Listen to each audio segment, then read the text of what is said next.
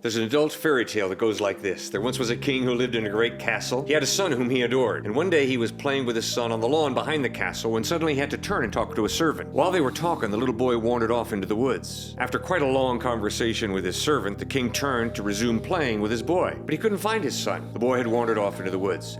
They sent out search parties looking for the son to no avail. Couldn't find him. Late that night, the boy ran into some peasants, and the peasants looked the little boy in the face and said, "What's your name, kid?" He said, "Oh, I'm the prince. I'm the son of the king." And the peasants laughed and said, "No way. Your clothing is torn and tattered. You're filled with dirt. You're definitely not the son of the king." The peasants took the little boy home, and he grew up with them. And then he got in with the wrong crowd, and he got so good at doing the wrong thing that he became the leader of the wrong crowd. And one day he committed a horrible crime. He was arrested. He was locked in a prison cell beneath a great castle, and he was to be executed the next day. Late that night, the cell door opened up, and the king walked in. And the king looked into the young man's face and said, "I am your father. You are my son. You are free to leave," through the open cell door. The young man gets up, walks to the open cell door, turns around, looks at his old man in the face and says, "Now I know you're stupid and senile. You think that by freeing me, I'm going to love you. No way." And he ran off into the night in defiance. The next day, the king was executed in the place of his son, for the king understood justice has to be honored in my kingdom. Someone has to pay the penalty for the crime committed by my son. I freed my son, but I will pay the penalty. When the young man found out that his father had been executed the next day for him, how did the young man respond? For the young man in that adult fairy tale is you and me. And the father in that adult fairy tale is God. And that's what the Bible reveals, that although you and I have rebelled against God, although we deserve to be punished, Christ became a human being, bled and died on a cross to pay the penalty for our wrongdoing, to forgive us, and to give us the option of eternal life. Now the question is, how are you and I going to respond to that offer of eternal life, of life with God now